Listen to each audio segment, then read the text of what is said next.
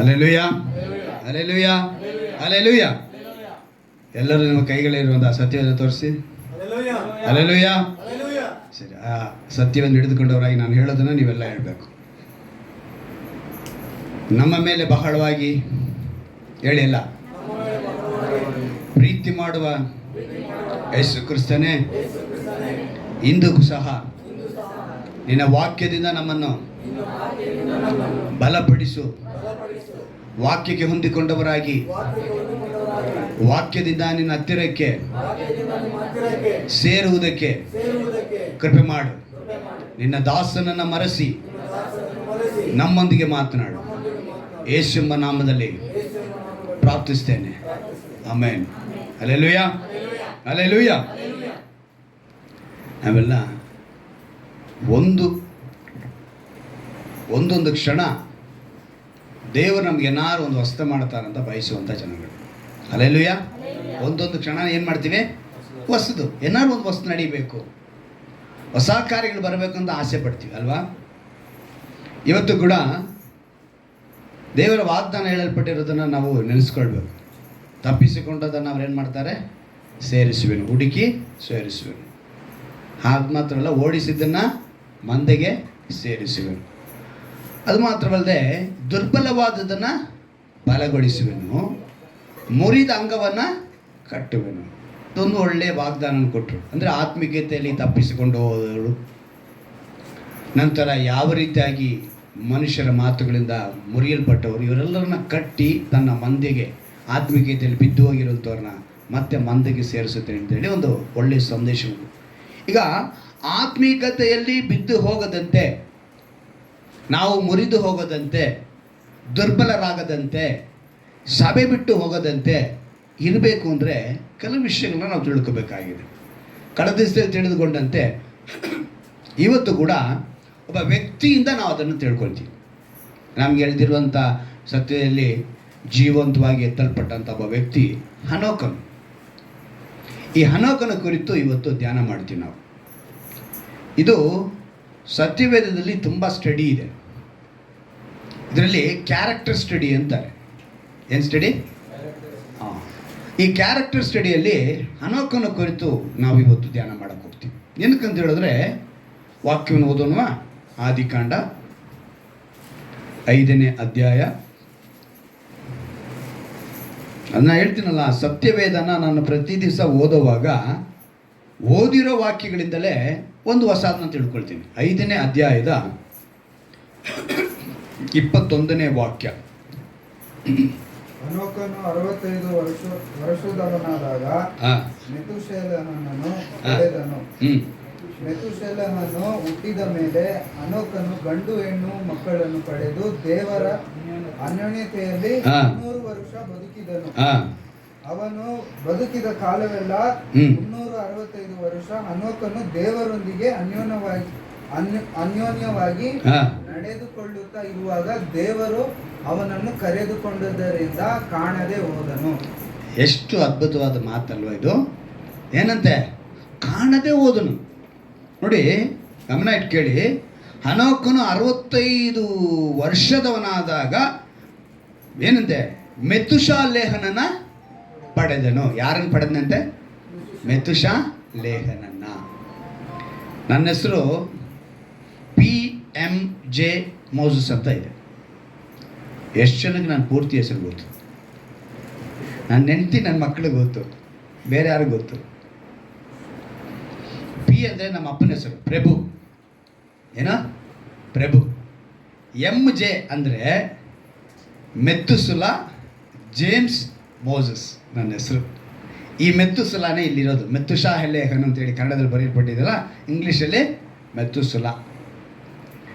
ನಾನು ಅದನ್ನು short form ಮಾಡಿ MJ ಅಂತ ಹಾಕ್ಕೊಂಡಿದ್ದೀನಿ. ಯಾಕಂದರೆ ಉದ್ದನೇ ಹೆಸರು ಹೇಳಿದ್ರೆ ಕಷ್ಟ ಆಗುತ್ತೆ. ಮೆತುಸುಲ ಜೇಮ್ಸ್ ಮೋಸಸ್ ನನ್ನ ಹೆಸರು ಅಲ್ವಾ? ಸೊ MJ ಅಂದರೆ ಮೆತ್ತುಶಲ. ಈ ಮೆತ್ತುಶಲಾಗೆ ಅವರೊಬ್ಬರೇ ಹೆಚ್ಚಿಗೆ ತುಂಬ ವರ್ಷಗಳ ಕಾಲ ಬದುಕಿದವರು. ಆಯುಷ್ಕಾಲ ಇದ್ದವರಂದರೆ ಅವರೊಬ್ಬರೇ. 969 ವರ್ಷ ಬದುಕಿದ್ದಾರೆ. ಎಷ್ಟು ವರ್ಷ? 969. 27ನೇ ವಾಕ್ಯದಲ್ಲಿ ಇದೆ ನೋಡಿ, 26ನೇ ವಾಕ್ಯದಲ್ಲಿ. ಲೆಮೆಕನು ಹುಟ್ಟಿದ ಮೇಲೆ ಮೆತುಶಾಲೇಹನು ಗಂಡು ಹೆಣ್ಣು ಮಕ್ಕಳನ್ನು ಪಡೆದು 782 ವರ್ಷ ಬದುಕಿದನು. ಅವನು ಒಟ್ಟು 969 ವರ್ಷ ಬದುಕಿ ಸತ್ತನು. ಸೊ ಎಷ್ಟು ವರ್ಷ ಬದುಕಿದ್ದಾನೆ? ಆದರೆ ಮನುಷ್ಯನ ಪಾಪದ ನಿಮಿತ್ತ ಇವತ್ತು ಅವನ ಬದುಕಿನ ಆಯುಷ್ಕಾಲ 70ರಿಂದ 80. 70 ಬಲ ಹೆಚ್ಚಿದರೆ 80 ಅಂತ ಹೇಳಿ ಸತ್ಯವೇದ ಹೇಳ್ತಾ ಇದೆ. ಈಗ ಅನೋಕನ ಕುರಿತು ನಾವು ನೋಡುವಾಗ, ಈ ಅನೋಕನ 65 ವರ್ಷ ಆದಾಗ ಯಾರನ್ನು ಪಡೆದಂತೆ? ಮೆತುಶಾಲೆ. ಈ ಮೆತುಶಾಲೆಹ ತಂದೆ ಅನೋಕ. ಅಪ್ಪನಿಗೆ ವಯಸ್ಸು ಎಷ್ಟು? ಬರೀ 365. ಆದರೆ ಮಗನಿಗೆ ಆಯುಷ್ಕಾಲ ಎಷ್ಟು ಬಂತು? 900. ಆದರೆ 969 ವರ್ಷ ಬದುಕಿದನು, ಭೂಮಿ ಮೇಲೆ ಸತ್ತ, ಭೂಮಿ ಮೇಲೆ ಓಣಲ್ಪಟ್ಟನು. ಆದರೆ 365 ವರ್ಷ ಬದುಕಿದಂಥ ವ್ಯಕ್ತಿ ದೇವರನ್ನೇ ಅಂದರೆ ಕಾಣದೆ ಹೋದನು. ಬರೀ ಹನೋಕನು ಎಲಿಯ ಮಾತ್ರನೇ ಹಂಗೆ ಜೀವಂತವಾಗಿ. ನಾನು ಇದನ್ನು ಧ್ಯಾನ ಮಾಡುವಾಗ, ಈಗ ನಾವೆಲ್ಲ ಹೇಳ್ತೀವಿ ಈ ಶರೀರ ಏನ್ರಿ ಮಣ್ಣಿಗೆ, ಸ್ವಲ್ಪ ಹೊತ್ತು ನಾವು ಮಲಗಿದ್ರು ಹುಳ ಹಿಡಿದೈತೆ, ಗೆದ್ದಲ ಹಿಡಿಯುತ್ತೆ, ನಮಗೇನು ಸ್ಪರ್ಶ ಆಗಲಿಲ್ಲ ಅಂತ ಹೇಳಿದ್ರೆ ಅದಕ್ಕೇ ತುಂಬ ಜನ ಈ ಪಾರ್ಶ್ವವಾಯು ಆಗಿಲ್ಲ, ಸ್ಟ್ರೋಕ್ ಆಗಿರೋರನ್ನ ಏನು ಮಾಡಬೇಕು, ತೆಗಿಬೇಕು, ಒರೆಸ್ಬೇಕು, ಮಾಡಬೇಕು ಅಂತ ಏನಕ್ಕೆ ಅಂದರೆ ಒಂದೇ ಕಡೆ ಬಿದ್ದರು ಅಂದರೆ ಕೆಳಗಡೆ ಹುಳ ಹಿಡಿದು ಬಿಡುತ್ತೆ. ನಾನು ನೋಡಿದ್ದೀನಿ ಅದನ್ನು ಕಣ್ಣಾರೆ. ಬೆನ್ನ ಮೇಲೆಲ್ಲ ಹುಳಗಳು ಹಂಗೆ ಇಳಿದು ಬಿಡ್ತವೆ ಮನುಷ್ಯನ ದೇಹದಲ್ಲಿ.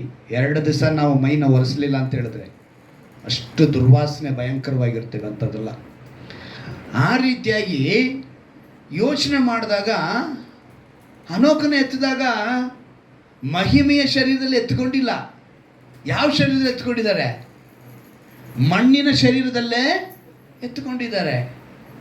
ಹಾಗೆ ನಾವು ಎಲಿಯನ ಯೋಚನೆ ಮಾಡುವಾಗ ಅಗ್ನಿ ರಥಗಳ ಆ ಗಾಳಿಯ ಬೆಂಕಿ ಮಧ್ಯದಲ್ಲಿ ಎಲಿನ ಎತ್ಕೊತಾರೆ. ಅವನು ಅದೇ ಶರೀರದಲ್ಲೇ ಹೋಗಿರೋದು. ಯೋಚನೆ ಮಾಡಿದೆ ನಾನು, ದೇವರೇ ನೀನು ನೆನೆಸಿದ್ರೆ ಮಣ್ಣು ಕೂಡ ಏನಾಗ್ಬಿಡ್ತೈತೆ, ಹುಳ ಹಿಡಿಯೋದಂತೆ ಇರುತ್ತೆ. ಅವ್ರಿಗೆ ಆಸಕ್ತಿ ಇದೆ. ಇದನ್ನು ಅರಿತರೆ ಸಾಕು ನಾವು. ಈಗ ಜೀವಂತವಾಗಿ ಇವರಿಬ್ಬರೇ ಮೇಲೆ ಎತ್ಕೊಂಡ ಮೇಲೆ ಇವರಿಬ್ಬರು ಅದೇ ಶರೀರದಲ್ಲಿದ್ದಾರೆ.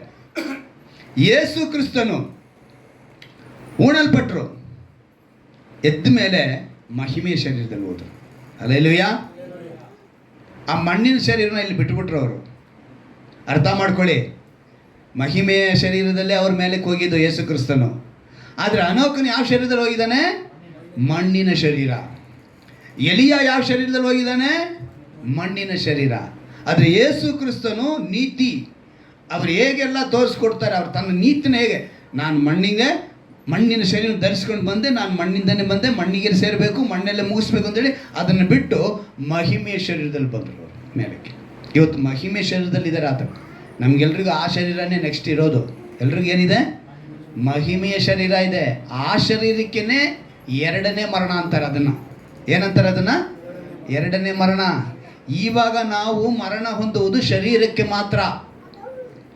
ಇದು ಪಾಪದಿಂದ ಕೆಲವರು ಸಾಯೋರು ಇರ್ಬೋದು, ಆದರೂ ಕೂಡ ಈ ಪಾಪಕ್ಕೆ ಉಂಟಾದ ಇನ್ನೊಂದು ಮರಣ ಇದೆ, 2ನೇ ಮರಣ. ಅದು ಮಹಿಮೆಯ ಶರೀರದಲ್ಲಾಗುತ್ತೆ.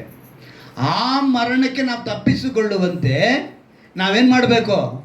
ಆತ್ಮೀಕತೆಯಲ್ಲಿ ಬೆಳೀಬೇಕು. ಅದಕ್ಕೇ ದೇವರು ತಿಂಗಳು ವಾಗ್ದಾನ ಮಾಡಿದ್ರು, ತಪ್ಪಿಸಿಕೊಂಡದ್ದನ್ನ ನಾನೇನು ಮಾಡ್ತಾ ಇದ್ದೀನಿ? ಹುಡುಕಿ ತರ್ತಾ ಇದ್ದೀನಿ. ಕ್ರೈಸ್ತರೇ ಇವತ್ತು ತಪ್ಪಿ ಹೋಗಿರೋದು. ಇನ್ನು ನಾವು ಅನ್ಯರಿಗೆ ಹೇಳಕ್ಕೆ ಹೋಗೋಕೆ, ಸುವಾರ್ತೆ ಹೇಳೋದಕ್ಕಿಂತ ಮುಂಚೆ ನಮ್ಮವರೇ ಇನ್ನು ತಪ್ಪೋಗಿದ್ದಾರೆ. ನಮ್ಮ ಮನೆಯಲ್ಲೇ, ನಮ್ಮ ಕುಟುಂಬದಲ್ಲೇ ಕೆಲವರ ರಕ್ಷಣೆ ಹೊಂದಿಲ್ಲ. ನಾವು ಪಕ್ಕದ ಮನೆ ನೋಡೋದು. ಅದಕ್ಕೆ ದೇವರು ಹೇಳಿದ್ರು, ಫಸ್ಟು ನಿನ್ನ ಕಣ್ಣಿನಲ್ಲಿರುವಂಥ ರವೆ ತೊಲೆನ ತೆಗೆದಾಕು, ಪಕ್ಕದ ಮನೆ ಪಕ್ಕದೊಂದು ಆಮೇಲೆ ನೋಡು. ನಮ್ಮ ಮನೆಗೆ ನಾವು ಅನ್ನ ಸಾಂಬಾರ ಊಟ ಕೊಡಿಸೋದಕ್ಕೆ ನಮ್ಗೆ ಹೋಗ್ತಾ ಇಲ್ಲ. ಆದರೆ ಪಕ್ಕದ ಮನೆಗೆ ಬಿರಿಯಾನಿ ಕೊಡ್ಸೋಕೆ ಹೋಗ್ತಾ ಇದ್ದೀವಿ. ಏನೋ ನಮ್ಮ ಮನೆಗೆ ಗಂಜಿ ಹಾಕೋಕೆ ನಮ್ಗೆ ಹೋಗ್ತಾ ಇಲ್ಲ, ಆದರೆ ಪಕ್ಕದ ಮನೆಗೆ ನಾವು ಮಾಡೋಕ್ಕೆ ಹೋಗ್ತಾ ಇದ್ದೀವಿ, ಬಿರಿಯಾನಿ ಕೊಡ್ಸೋಕೆ ಹೋದ್ವಿ ಅಂದರೆ ಹೆಮ್ಮೆ, ಸ್ಟೇಟಸ್ಸು. ಇವತ್ತು ಅಂಥ ಪರಿಸ್ಥಿತಿಯಲ್ಲಿ ಮನುಷ್ಯ ಬದುಕ್ತಿದ್ದಾನೆ. ಇಲ್ಲಿ ಅನೋಕನು 365 ವರ್ಷ ಅವನು ಅನ್ಯೋನ್ಯವಾಗಿ ಯಾರೊಂದಿಗೆ ಅಂತ ಹೇಳಿದ್ರೆ ದೇವರೊಂದಿಗೆ. ಈ ಬೈಬಲ್ ಎಟಿಮಾಲಜಿ ಅಂತಾರೆ. ಎಟಿಮಾಲಜಿ ಅಂತೇಳಿ ಕನ್ನಡದಲ್ಲಿ ಹೇಳಬೇಕು ಅಂತ ಹೇಳಿದ್ರೆ ವ್ಯುತ್ಪತ್ತಿ ಶಾಸ್ತ್ರ. ಏನಂತೆ? ವ್ಯೂ ಅಲ್ಲ, ವ್ಯುತ್ಪತ್ತಿ ಶಾಸ್ತ್ರ ಅಂತಾರೆ. ಇದು ಏನಂದರೆ ಉಂಟಾದದ್ದು, ಅದು ಹೇಗೆ ಬಂತು, ಅದಕ್ಕೆ ಏನು ಅರ್ಥ ಅಂಥೇಳಿ ಬೈಬಲ್ ಎಟಿಮಾಲಜಿ, ಸತ್ಯವೇದದ ವ್ಯುತ್ಪತ್ತಿ ಶಾಸ್ತ್ರ. ಅದರ ಪ್ರಕಾರ ಹನೋಕನು ಅಂತ ಹೇಳಿದ್ರೆ 3 ವಿಧವಾದ ಇಬ್ರಿಯ ಭಾಷೆಯ ಅರ್ಥಗಳು. ಅಂದರೆ ಅದು ಇಬ್ರಿಯ ಭಾಷೆ ಹನೋಕ ಅನ್ನೋದು. ಆ ಪದಕ್ಕೆ ಅರ್ಥ ಏನು ಅಂತೇಳಿ ನಾವು ನೋಡುವಾಗ ಶಿಸ್ತು, ಸಮರ್ಪಣೆ, ಪ್ರತಿಷ್ಠೆ. ಏನೇನಿದೆ? ಶಿಸ್ತು, ಸಮರ್ಪಣೆ, ಪ್ರತಿಷ್ಠೆ ಅಂತ ಅರ್ಥ ಇದೆ. ಹನೋಕನು ದೇವರ ಅನ್ಯೋನ್ಯತೆಯಲ್ಲಿ, ಅಂದರೆ ದೇವರೊಂದಿಗೆ ಅನ್ಯೋನ್ಯವಾಗಿ ನಡೆದುಕೊಳ್ಳುತ್ತಾ ಅಂತೇಳಿ ಬರೆಯಲ್ಪಟ್ಟಿದೆ. ಇವಾಗ ಮೊದಲನೇದಾಗಿ ಅವನ ಹತ್ರ ಕಂಡದ್ದು ಡಿಸಿಪ್ಲಿನ್, ಅಂದರೆ ಶಿಸ್ತು. ಈ ಶಿಸ್ತು ಹೆಂಗಿರಬೇಕು ಅವನ ಹತ್ರ ಇತ್ತು. ಯಾಕಂದರೆ ಅನ್ಯೋನ್ಯವಾಗಿ ನಡಿಬೇಕು ಅಂದರೆ ಈ 3 ಹೆಸರಿಗೆ ತಕ್ಕನೆ ಅವನು ಬದುಕಿದ್ದಾನೆ. ಅದನ್ನೇ ಇವತ್ತು ನಾವು ಕ್ಯಾರೆಕ್ಟರ್ ಸ್ಟಡಿ ನಾವು ಮಾಡ್ತಾ ಇರೋದು. ಯಾಕಂದರೆ ಆವಾಗಲೇ ವಾಗ್ದಾನ ನಮ್ಗೆ ಕೊಟ್ಟಿರೋ ಪ್ರಕಾರ ನಾವೆಲ್ಲ ಏನು ಮಾಡ್ತೀವಿ? ದೇವರೊಂದಿಗೆ ವಾಸ ಮಾಡೋದಕ್ಕೆ ಸಾಧ್ಯ, ದೇವರ ಅನ್ಯೋನ್ಯವಾಗಿ ವಾಸ ಮಾಡೋದಕ್ಕೆ ಸಾಧ್ಯ. ಅಟ್ಲೀಸ್ಟ್ ಅನೋಕನು ಎತ್ತಲ್ಪಟ್ಟನು, ನಾವು ಎತ್ತಲ್ಪಡದೇ ಇದ್ದರೂ ಅಟ್ಲೀಸ್ಟ್ ನಾವೇನು ಮಾಡಬೇಕು? ಬದುಕಲ್ಪಡಬೇಕು. ಹಲ್ಲೆಲೂಯಾ.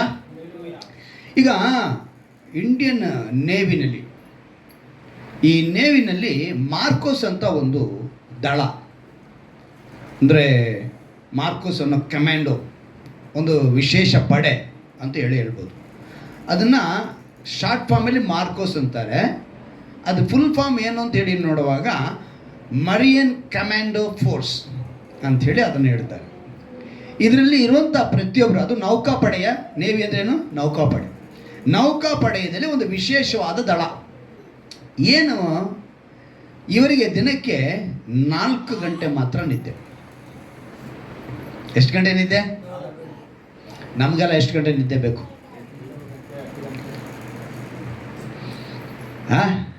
6 ಗಂಟೆ ಆದರೂ ಇನ್ನೂ ಸ್ವಲ್ಪ ಹೊತ್ತು ಮಲ್ಕೋಬೇಕು ಅನಿಸ್ತೈತೆ. 5 ಗಂಟೆಗೆ ನಾನು ಹೇಳ್ತಾ ಇಲ್ಲ ಬಿಡಿ. 5 ಗಂಟೆಗೆ ಹೇಳಿದ್ರೆ ನೀವು ನನ್ನ ಬೈತೀರಾ. ಸೊ ನಾನು 5 ಗಂಟೆಗೆ ಹೇಳ, 6 ಗಂಟೆನೇ ಹೇಳ್ತೀನಿ. 6 ಗಂಟೆ ಆದರೂ ನಾವು ಹಾಸಿಗೆಯಿಂದ ನಮ್ಮ ರಗ್ಗಿಂಗೆ ತೆಗೆದು ತೋರಿಸೋದಕ್ಕೆ ನಮಗೇನು ಕಾಣಿದೆ? ಕಷ್ಟ ಅನಿಸುತ್ತೆ. ಆದರೆ ಇವರು ಎಷ್ಟು ಗಂಟೆ ನಿದ್ದೆ ಮಾಡಬೇಕಂತೆ? 4 ಗಂಟೆ ನಿದ್ದೆ. ಅದು ಮಾತ್ರವಲ್ಲ, ಇವರು ಪ್ರತಿದಿನ 20 ಕಿಲೋಮೀಟ್ರು ರನ್ನಿಂಗ್, ಜಾಗಿಂಗ್ ಮಾಡಬೇಕು.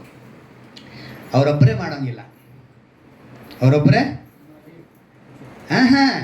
ಅವ್ರ ಬೆನ್ನ ಮೇಲೆ 60 kg ತೂಕನ ಹೊತ್ಕೊಂಡು ರನ್ನಿಂಗ್ ಮಾಡಬೇಕು. ಎಷ್ಟು? ಸಾಮಾನ್ಯವಾಗಿ ಆರ್ಮಿನಲ್ಲಿ ನಾನು ನೋಡಿದ್ದೀನಿ, ಅವರೆಲ್ಲ ಒಂದು ಬ್ಯಾಗ್ ಹಾಕಿರ್ತಾರೆ, ಅದೊಂದು 10, 15, 20 kgದು ತೂಕ ಇರುತ್ಬೋದು. ಅದನ್ನು ಹಾಕ್ಕೊಂಡೆ ಅವ್ರು ಜಾಗಿಂಗ್ ಮಾಡೋದು ಮಿಲ್ಟ್ರಿನಲ್ಲಿ. ಆರ್ಮಿಯದವರು, ಮಾಮೂಲಿ ಪೊಲೀಸ್ನವ್ರಿಗೂ ಇದೆ, ಅದು ಪೊಲೀಸ್ನವ್ರಿಗೂ ಇದೆ ಆ ಟ್ರೈನಿಂಗ್. ಎಲ್ಲರೂ ತೂಕ ಆಯ್ತು. ಏನಕ್ಕೆ ಅಂತ ಹೇಳಿದ್ರೆ, ಅಪಾಯದ ಸಮಯದಲ್ಲಿ ಒಬ್ಬ ವ್ಯಕ್ತಿನ ಹೊತ್ತುಕೊಂಡು ಓಡೋ ಅಂಥ ಶಕ್ತಿ ಇರಬೇಕು. ಅಟ್ಲೀಸ್ಟ್ ಒಂದು 60 kgನಾರು ಹೊತ್ಕೊಂಡು ಓಡಿದ್ರೆ ಒಂದು ಸ್ವಲ್ಪ ಕಷ್ಟಪಟ್ಟಾದ್ರು. ಯಾಕಂದರೆ ಕೆಲವು ಮನುಷ್ಯ 80 kg ಇರ್ಬೋದು, 90 kg ಇರ್ಬೋದು, ಹೆಂಗೋ ಕಷ್ಟಪಟ್ಟು ಹೊರಬೋಣ. ಆದರೆ 60 kg ಅಂತೂ ಅಟ್ಲೀಸ್ಟು ಬೇಕು ಅಂಥೇಳಿ ಆ ಟ್ರೈನಿಂಗ್ ಕೊಡ್ತಾರೆ. 60 kg ಅವನು ಹೊತ್ಕೊಂಡು ಅವನು ರನ್ನಿಂಗು ಡೈಲಿ 20 ಕಿಲೋಮೀಟ್ರ್ ಓಡಬೇಕು. ಅದು ಮಾತ್ರ ಅಲ್ಲ, ಅವರಿಗೆ ಎಲ್ಲ ವಿಧವಾದ ವೆಪನ್ಸ್, ಎಲ್ಲ ಶಸ್ತ್ರಗಳನ್ನು ಕಲ್ತಿರ್ತಾರೆ. ರಿಯಲ್ ಗನ್ನನ್ನು ಎಷ್ಟು ಜನ ಮುಟ್ಟು ನೋಡಿದ್ದೀರ? Real gun ನೋಡ್ದಾ? ದೀಪ ಅದು ಇಷ್ಟುದ್ದದು ಅಲ್ವಾ? ಬೇಟೆಗೆ ಹೋಗೋದು, ಮೊಲ ಇಂಥದ್ದು ಹಿಡಿಯೋಕ್ಕೆ ಅಲ್ವಾ? ಚಿಕ್ಕದು ರೈಫಲ್ ಪೊಲೀಸರು ಇಟ್ಟಿರ್ತಾರೆ, ಗೊತ್ತು ನೋಡಿದಿರಾ? ಅದನ್ನು ಮುಟ್ಟು ನೋಡಿದ್ದೀರಾ? ಎತ್ತು ನೋಡಿದ್ದೀರಾ? 2 kg ತೂಕ ಇರುತ್ತೆ. ನಾನು ಈ ಟ್ಯಾಮ್ರಿನ್ ಇದೆಯಲ್ಲ, ಮಂಜು ಹೊಡೆಯುವಾಗ ನಮ್ಮ ಹುಡುಗರು ಎಲ್ಲ ಓಡುವಾಗ ನಾನು ಯೋಚನೆ ಮಾಡ್ತೀನಿ, ನನಗೆ ಹಿಂಗೆ ತಟ್ಟೋವರೆಗೆ ಈ ಕೈ ನಂಗೆ ನೋವು ಬಂದ್ಬಿಟ್ಟಿರುತ್ತೆ. ನನಗೆ ಈ ಕೈನ ಏನು ಮಾಡೋಕ್ಕಾಗ್ತಾಯಿಲ್ಲ ನನ್ನ ಕೈಲಿ. ಒಂದು 2 ನಿಮಿಷ ಇಟ್ಕೊಳ್ಳೋಕ್ಕೆ ಟ್ಯಾಮ್ರಿನ್ ತೂಕ ಇಲ್ಲ, ಏನೂ ಇಲ್ಲ. ಅದನ್ನ ಹಿಡಿಯೋಕ್ಕೆ ನಮಗೆ ಏನಿಲ್ಲ, ನೋವಾಗ್ತೈತೆ. ಆದರೆ 2 kg ಇರೋ ತೂಕ ಇರೋ ಗನ್ ತೊಗೊಂಡು ಅವನೇನು ಮಾಡಬೇಕು? ಕೆಲವರು ಹೇಳ್ತಾರೆ ಆ ರೈಫಲ್ಗಳು ಸರಿಯಾಗಿ ಹಿಂಗೆ ಭುಜಕ್ಕೆ ಹಿಂಗೆ ಆಣಿಸಿ ಅದನ್ನು ಮಾಡ್ತಾರಂತೆ, ಉಪಯೋಗಿಸ್ತಾರೆ. ಏಮಾರಿದ್ರೆ ನಮ್ಮ ಭುಜ ಹೊಟ್ಟೋಗುತ್ತಂತೆ. ಏಮಾರಿದ್ರೆ ನಮ್ಮ ಭುಜ ಏನಾಗುತ್ತೆ? ಕಿತ್ತೋಗುತ್ತೆ, ಮೂಳೆ ಮುರಿದೋಗುತ್ತಂತೆ. ಅಂಥ ಶಸ್ತ್ರಾಸ್ತ್ರಗಳೆಲ್ಲ ಇದೆ, ಶಸ್ತ್ರಗಳು. ಅದೆಲ್ಲ ಟ್ರೈನಿಂಗ್ ಆಗಿರುತ್ತೆ ಅಂತ ಅವ್ರಿಗೆ. ಎಂಥ ವೆಪನ್ ಎಂಥದ್ದು ಕೊಟ್ಟರು ಕೂಡ ಅವ್ರೇನು ಮಾಡಬೇಕು? ಇದೇ ಥರ ಟ್ರೈನಿಂಗ್ ರಾನಲ್ಲೂ ಇರುತ್ತೆ. ರಾ ಏಜೆಂಟ್ ಅಂತಾರಲ್ಲ, ಸೀಕ್ರೆಟ್ ಏಜೆಂಟ್. ಇವರೆಲ್ಲ ಯಾರು ಕೂಡ ದೇಶಕ್ಕೆ ಕಣ್ಣಿಗೆ ಕಾಣಲ್ಲ, ಆದರೆ ಅವರೆಲ್ಲ ದೇಶಕ್ಕಾಗಿ ಹೋರಾಡುವಂಥ ಸೈನಿಕರಾಗಿರ್ತಾರೆ. ಅದು ಮಾತ್ರವಲ್ಲ, ಅವರಿಗೆ ಈಗ ಮೊನ್ನೆ ನಡೀತಲ್ಲ ಈ ಕೆಸರು, ಗುಡ್ಡ ಕುಸಿತ, ಕೆಸರು ಸಮೇತ ನೀರು ಹೊಡ್ಕೊಂಡೋಯ್ತು ನೋಡಿ, ಅಂಥ ಸಮಯದಲ್ಲೆಲ್ಲ ಅಂಥ ಫೋರ್ಸ್ಗಳು ತುಂಬ ಜನ ಉಪಯೋಗಿಸ್ಕೊಂಡು, ನಮ್ಮದ್ರಲ್ಲಿ NDF ಅಂತಾರೆ, ಇದು ಮರಿಯನ್ ಕಮಾಂಡೋಸ್ ಫೋರ್ಸ್ ಬಂದು ಇದು ಅಮೇರಿಕಾದ. ಇದೇನೆಂದರೆ ನಮ್ಮ ಭಾರತದಲ್ಲೂ ಇದೆ ಈ ಫೋರ್ಸು, ಭಾರತೀಯನಲ್ಲಿ ಕೂಡ ನೌಕಾಪಡೆಯಲ್ಲಿ ಈ ಫೋರ್ಸ್ ಇದೆ. ಇವರು ಸ್ಪೆಷಲಾಗಿ ಬೇರೆ ಇದಕ್ಕೆ ಹೋಗ್ತಾರೆ. ಈಗ ಮೊನ್ನೆ ಈ ಗುಡ್ಡ ಕುಸಿತಕ್ಕೆ ಬಂದವರೆಲ್ಲ ಅದೇ ಥರ ಟ್ರೈನಿಂಗ್ ತೆಗೆದುಕೊಂಡಿದ್ದಾರೆ. ತೊಡೆವರೆಗೂ, ನಮ್ಮ ತೊಡೆ ಇದೆಲ್ಲ ಹೈಟ್ವರೆಗೂ ಕೆಸರಿದ್ರೂ ಕೂಡ ನಾವು ಹೆಂಗೆ ಸಮಾನ ನೆಲದಲ್ಲಿ ನಡೀತೀವೋ ಆ ರೀತಿಯಾಗಿ ಅವರು ಕೆಸರಲ್ಲಿ ನಡೀತಾರೆ. ಎಷ್ಟುವರೆಗೂ ಕೆಸರಿದೆ? ನಮಗೆ ಅಂಗಾಲವರೆಗೂ ಇದ್ದರೂ ಕೂಡ ನಾವು ಎದ್ದು ನಡೆಯೋಕ್ಕಾಗಲ್ಲ. ಆದರೆ ಅವ್ರಿಗೆ ಎಷ್ಟುವರೆಗಿದೆ? ತೊಡೆವರೆಗೂ ಇದ್ದರೂ ಕೂಡ ಅವ್ರೇನು ಮಾಡಬೇಕು? ಸಲೀಸಾಗಿ ನಡ್ಕೊಂಡು ಹೋಗ್ಬಂತೆ, ಅಂಥ ಟ್ರೈನಿಂಗ್ನ ಅವರಿಗೆ ಕೊಡ್ತಾರೆ. ಇನ್ನೊಂದು ಹೆಲಿಕಾಪ್ಟ್ರಿಂದ ಹಿಡಿದು, ಟ್ರೈನಿಂದ ಹಿಡಿದು, ಅವ್ನು ಯಾವ bus, cycle, scooter, motor bike, ಎಂಥ ಗಾಡಿ ಕೊಟ್ಟರು ಏನು ಮಾಡಬೇಕು? ಅವನು ಓಡಿಸ್ಬೇಕು. ಅಂಥ ಟ್ರೈನಿಂಗು ಅವರಿಗೆ ಕೊಟ್ಟಿರ್ತಾರೆ. ಈ ಎಲ್ಲ ಅಭ್ಯಾಸ ಏನಕ್ಕೆ ಅಂತ ಹೇಳಿದ್ರೆ ದೇಶ ರಕ್ಷಣೆಗಾಗಿ. ಯಾವುದಕ್ಕಾಗಿ? ಈಗ ಸತ್ಯವೇದ ಇಲ್ಲೂ ಒಂದು ಸಾಧನೆ ಅಂದರೆ ಇವರಿಗೆಲ್ಲ ಮಾಡೋದೇನು, ಈ ಸಾಧನೆಗಳೆಲ್ಲ ಮಾಡೋದೇನಕ್ಕೆ ಅಂದರೆ ದೇಶವನ್ನು ರಕ್ಷಿಸುವುದಕ್ಕಾಗಿ. ಸತ್ಯವೇದದಲ್ಲಿ ಒಂದು ಮಾತು ಬರೆಯಲ್ಪಟ್ಟಿದೆ, ತೆಗೆದುಕೊಳ್ಳೋಣ. ಒಂದು ತಿಮೋಥೆಯು, ಇಲ್ಲ 2 ತಿಮೋಥೆಯು ತಗೊಳ್ಳಿ. ಮೊದಲನೇದಾಗಿ 2 ತಿಮೋಥೆಯು 4ನೇ ಅಧ್ಯಾಯ, 2 ತಿಮೋಥೆಯನಿಗೆ ಬರೆದ ಪತ್ರಿಕೆ 4ನೇ ಅಧ್ಯಾಯ, ಅದರಲ್ಲಿ 7ನೇ ವಾಕ್ಯದಿಂದ ನಾವು ಗಮನಿಸೋಣ.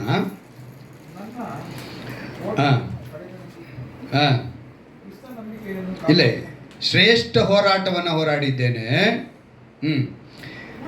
ನನ್ನ ಓಟವನ್ನು ಕಡೆಗಾಣಿಸಿದ್ದೇನೆ, ಕ್ರಿಸ್ತ ನಂಬಿಕೆಯನ್ನು ಕಾಪಾಡಿಕೊಂಡಿದ್ದೇನೆ.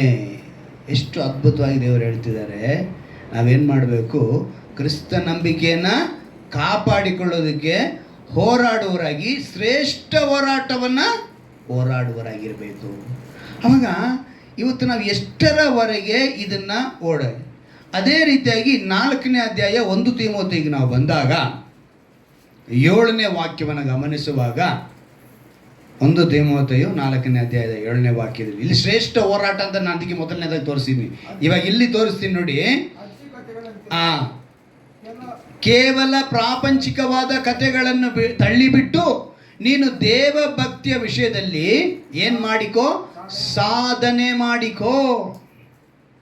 ಈಗ ನಾನು ಇಷ್ಟು ವಿಷಯ ಹೇಳಿದ್ನಲ್ಲ, ಒಂದು ಫೋರ್ಸ್ ಬಗ್ಗೆ, ಕಮಾಂಡೋಸ್, ಮರಿಯನ್ ಮಾರ್ಕೋಸ್ ಅನ್ನೋ ಫೋರ್ಸ್ ಬಗ್ಗೆ ಹೇಳಿದ್ನಲ್ಲ, ಏನಕ್ಕೆ ಅವ್ರು ಇಷ್ಟೆಲ್ಲ ಟ್ರೈನಿಂಗ್ ತಗೊಳ್ಳೋದು ಏನಕ್ಕೆ ಅಂದರೆ ದೇಶ ರಕ್ಷಣೆಗಾಗಿ. ಇವಾಗ ಇಲ್ಲಿ ಒಂದು ಸಾಧನೆ ಮಾಡಬೇಕಂತೆ. ಏನಕ್ಕೋಸ್ಕರ ಸಾಧನೆ ಮಾಡಬೇಕು ಅಂತ ಹೇಳಿದರೆ ನೋಡಿ, ದೇಹ ಸಾಧನೆಯು ಸ್ವಲ್ಪ ಮಟ್ಟಿಗೆ ಪ್ರಯೋಜನವಾಗಿದೆ, ಭಕ್ತಿಯಾದರೂ ಎಲ್ಲ ವಿಧಗಳಲ್ಲಿ ಪ್ರಯೋಜನವಾದದ್ದು. ಅದಕ್ಕೆ ಇಹ ಪರಗಳಲ್ಲಿಯೂ ಜೀವ ವಾಗ್ದಾನ ಉಂಟಂತೆ. ಎಲ್ಲಿ? ಇಹ ಪರ, ಭೂಮಿಯಲ್ಲೂ ಪರಲೋಕದಲ್ಲೂ 2 ಕಡೆನೂ ನಿಮಗೆ ಆಶೀರ್ವಾದ, 2 ಕಡೆನೂ ನೀವು ಸಂತೋಷವಾಗಿರ್ತೀರಾ. ಅದಕ್ಕೆ ನೀನೇನು ಮಾಡಬೇಕಂದ್ರೆ ಸಾಧನೆ ಮಾಡಿಕೋ. ಏನು ಮಾಡಬೇಕು ಅಂದರೆ ಅಭ್ಯಾಸ. ಅಭ್ಯಾಸ ಇದ್ದರೆ ಯಾವುದು ಏನು ಮಾಡೋಕ್ಕೆ ಸಾಧ್ಯವಿಲ್ಲ. ಸಾಮಾನ್ಯವಾಗಿ ಜಿಮ್ಗೆ ಹೋಗೋರೆಲ್ಲರೂ ದೇಹ ಸಾಧನೆ ಅಂತ ಅದನ್ನು ಹೇಳೋದು ಕನ್ನಡದಲ್ಲಿ. ದೇಹ ಸಾಧನೆ ಅಂದ್ರೆ ಏನು? ಜಿಮ್ಗೆ ಹೋಗೋದನ್ನೇ ವ್ಯಾಯಾಮ ಅಥವಾ ಯೋಗ, ಇನ್ನು ಏನು ಹೇಳ್ಕೋಬೋದು. ಈ ಎಕ್ಸಸೈಸು, ಈ ವಾಕಿಂಗು, ಜಾಗಿಂಗು ಇವೆಲ್ಲವೂ ಕೂಡ ನಮ್ಮ ದೇಹವನ್ನು ಸಾಧನೆ ಪಡಿಸ್ಕೊಳ್ಳೋದಕ್ಕೆ, ನಮ್ಮ ದೇಹವನ್ನು ನಾವು ಕಂಟ್ರೋಲಲ್ಲಿ ಇಟ್ಕೊಳ್ಳೋದಕ್ಕೆ. ನಮ್ಮ ದೇಹ ನಮ್ಮ ಕಂಟ್ರೋಲಲ್ಲಿ ಇರಬೇಕು. ನಾವು ದೇಹದ ಕಂಟ್ರೋಲ್ಗೆ ಹೋಗ್ಬಿಟ್ರೆ ಕಷ್ಟ ಆಗ್ಬಿಡ್ತೀವಿ. ಆಮೇಲೆ ಅದನ್ನು ಬಗ್ಸೋಕ್ಕೆ ತುಂಬ ಕಷ್ಟ. ಆವಾಗಲೇ ಏನು ಬೇಕು? ಜಿಮ್ಗೆ ಹೋಗ್ಬೇಕು. ದೇಹ ನಮ್ಮ ಕಂಟ್ರೋಲಲ್ಲಿದ್ದರೆ ನಾವು ಜಿಮ್ಗೆ ಹೋಗ್ಬೇಕಾಗಿಲ್ಲ. ಆದರೆ ದೇಹದ ಕಂಟ್ರೋಲಿಗೆ ನಾವು ಹೋದರೆ ಎಲ್ಲಿಗೆ ಹೋಗ್ಬೇಕು? ಜಿಮ್ಗೆ ಹೋಗ್ಬೇಕು. ಜಿಮ್ಗೆ ಹೋಗಿ ಅಲ್ಲಿ ದೇಹ ಅಲ್ಲಿ ಡಯಟ್ ಅಂತಾರೆ. ಡಯಟ್ ಅಂದರೆ ಎಷ್ಟು ಜನಕ್ಕೆ ಗೊತ್ತು ಕನ್ನಡದಲ್ಲಿ? ಅದನ್ನೇನೋ ದೊಡ್ಡ ಪದ ಅಂತ ಅನ್ಕೊಂಡ್ಬಿಟ್ಟಿದ್ದಾರೆ. ಡಯಟ್ ಅಂದರೆ ಏನು? ಕನ್ನಡದಲ್ಲಿ ಹೇಳಿ. ಅದೇ ಇಷ್ಟೇ ವಿಷಯ. ಆದರೆ ಇಂಗ್ಲೀಷಲ್ಲಿ ಏನ್ರಿ ಡಯಟಾ, ಡಯಟ್ ಅಂದ್ರೆ ಏನೋ ದೊಡ್ಡ ಆಕಾಶದಿಂದ ಉದುರಿದ ಪದಾನ ಅದು. ಏನ್ರಿ ಡಯಟ್ ಇದ್ರೇನ್ರಿ ಹಂಗೆ ಹೇಳಿದ್ರೆ ಇವನ್ ಪಕ್ಕದಲ್ಲಿ ಏನು ಡಯಟ್ ಅಂದಮ್ಮ, ದೊಡ್ಡ ವಿಷಯನ. ಡಯಟ್ ಅಂದ್ರೆ ಆಹಾರ ಪದ್ಧತಿ ಅಷ್ಟೇನೆ, ವ್ಯತ್ಯಾಸ ಇನ್ನೇನಿಲ್ಲ. ಕನ್ನಡದಲ್ಲಿ ಹೇಳ್ಬಿಟ್ರೆ ಇಷ್ಟನಾ ಅನ್ಸುತ್ತೆ. ಆದ್ರೆ ಇಂಗ್ಲೀಷಲ್ಲಿ ಡಯಟಾ ಅಂದ್ರೆ ಏನಪ್ಪ ದೊಡ್ಡ ವ್ಯಕ್ತಿಪ್ಪ ಏನೋ ಡಯಟಲ್ಲ ಇದ್ದಾರೆ ಗ್ರೇಡ್ಗಳು. ಏನು ಹೇಳಕ್ ಬರ್ತೀವಿ ಅಂದರೆ ದೇಹ ಸಾಧನೆಯಲ್ಲಿ ಏನಂತ ಬರೆಯಲ್ಪಟ್ಟಿದೆ, ಸ್ವಲ್ಪ ಮಟ್ಟಿಗೆ ಪ್ರಯೋಜನವಾಗಿದೆ. ಏನೋ ಜಿಮ್ ಮಾಡೋದು ಬಿಟ್ಬಿಟ್ಟು ನೋಡಿ, ಒಂದಕ್ಕೆ ಡಬಲ್ ಆಗಿಬಿಡ್ತೀರ. ಮಾಡ್ತಾ ಇದ್ರೆ ಲೈಫ್ ಟೈಮ್ ಮಾಡ್ತಾ ಇರಬೇಕು, ಬಿಟ್ಟರೆ ಮನುಷ್ಯ ಡಬಲ್ ಆಗಿ ಹೋಗ್ತಾನೆ. ಸೊ ಇವೆಲ್ಲವೂ ಕೂಡ ಸ್ವಲ್ಪ ಮಟ್ಟಿಗೆನೆ. ಆದರೆ ನೀನು ದೇವ ಭಕ್ತಿಯ ವಿಷಯದಲ್ಲಿ ಸಾಧನೆ ಮಾಡಿಕೋ. ಅಂದರೆ ಭಕ್ತಿ ಆದರೂ ಎಲ್ಲ ವಿಧದಲ್ಲಿ ಪ್ರಯೋಜನವಾದದ್ದು. ಹಲ್ಲೆಲೂಯಾ. 2004ರಿಂದ ಸುಮಾರು ಒಂದು 2010-11ರವರೆಗೂ ರಾಮಮೂರ್ತಿ ನಗರದಿಂದ ಮತ್ತಿಕೆರೆ, ಮತ್ತಿಕೆರೆಯಿಂದ ರಾಮಮೂರ್ತಿ ನಗರ ಸೈಕಲ್ ತುಳಿತಾ ಇದ್ದೆ. ಅದಕ್ಕೆ ಇವತ್ತು ಈ ಮೈ ಹಿಂಗೆ ನಿಂತಿರೋದು. ಅರ್ಥ ಆಯ್ತಾ? ಸೈಕಲ್ಲು ಎಲ್ಲಿಂದ? ರಾಮಮೂರ್ತಿ ನಗರಿಂದ ಮತ್ತಿಕೆರೆ, ಮತ್ತಿಕೆರೆಯಿಂದ ಬೇರೆ ಹಿಂಗೆ ಹೋಗ್ಬೇಕಿರೆ ಖಾಲಿ, ಬರಬೇಕಿರೆ ಫುಲ್ ಲೋಡು. ರೇಷನ್ ಎಲ್ಲ ಹಾಕ್ಕೊಂಡು ನಮ್ಮನ್ನ ನೋಡಿದ್ದಾರೆ, ಹುಡುಗರೆಲ್ಲ ನೋಡಿದ್ದಾರೆ. 2 ಬ್ಯಾಗ್ ಮುಂದೆ ಹಾಕಿ ಹಿಂದೆ ಮೂಟೆ ಕಟ್ಟಿ ಎಲ್ಲ ಎತ್ಕೊಂಡ್ಬರ್ತಿದ್ದೆ. ಅದು ದೇಹ ಸಾಧನೆ. ಅದ್ರ ಜೊತೆಗೆ ನಾನು ಏನು ಮಾಡಿದೆ, ಭಕ್ತಿಗಾಗಿ ಪ್ರಯಾಸ ಪಟ್ಟೆ. ಇವತ್ತು ಅದಕ್ಕೆ ನಾನು ಇವತ್ತು ಆರೋಗ್ಯವಾಗಿ, ನಾನು ಯಾವುದೇ ಶುಗರು BP ಏನೂ ಇಲ್ದಿರ ಇವತ್ತಿಗೂ ರನ್ನಿಂಗ್ ರೇಸ್ ಓಡಬೇಕಂದ್ರೆ ಓಡ್ತೀನಿ. ಆಯ್ತಾ? ಮೆಟ್ಲು ಎಷ್ಟು ಮೆಟ್ಲು ಬೇಕಾದ್ರೆ ಹತ್ತೀನಿ, ಇಳಿತೀನಿ, ನನಗೇನು ಅನಿಸಲ್ಲ. ಅಂದ ಕಾರಣ ಏನು, ದೇಹವನ್ನು ನಾನು ಕಂಟ್ರೋಲ್ ಇಟ್ಟಿರೋದು. ಈಗ ಇದನ್ನ ಏನಕ್ಕೆ ಹೇಳ್ತಿದ್ದೀನಿ ಅಂದರೆ, ದೇವರು ಅದನ್ನೇ ಅದಕ್ಕೆ ಬರಿಬೇಕಾದ ಅವಶ್ಯಕತೆ ಏನಿತ್ತು ದೇವರಿಗೆ? ದೇಹ ಸಾಧನೆಯ ಕುರಿತು ಬರಿಬೇಕಾದ ಅವಶ್ಯ. ಮನುಷ್ಯ ಇದಕ್ಕೆ ಜಾಸ್ತಿ ಪ್ರಯತ್ನ ಪಡ್ತಿದ್ದಾನೆ. ನೀನು ಮಾಡಬೇಕಾಗಿರೋ ಪ್ರಯತ್ನ ಯಾವುದಕ್ಕೆ ಅಂತ ಹೇಳಿದ್ರೆ, ಭಕ್ತಿಯ ವಿಷಯದಲ್ಲಿ ಸಾಧನೆ ಮಾಡಿಕೊ ಅನ್ನೋಕ್ಕೂ ಅಂತ ಶಿಸ್ತನ. ಈಗ ಮೊನ್ನೆ ನ್ಯೂಸ್ ಪೇಪರ್ ಎಷ್ಟು ಜನ ನೋಡಿದ್ರ? ಒಲಿಂಪಿಕ್ ಸ್ಪೋರ್ಟ್ಸ್ ಅಲ್ವಾ? ಪಾಪ ಒಬ್ಬ ಮಹಿಳೆ ಅನರ್ಹಳಾದಳು. ಯಾರಂತ ಗೊತ್ತಾ? ವಿನಶ್ ಪೊಗಟ್.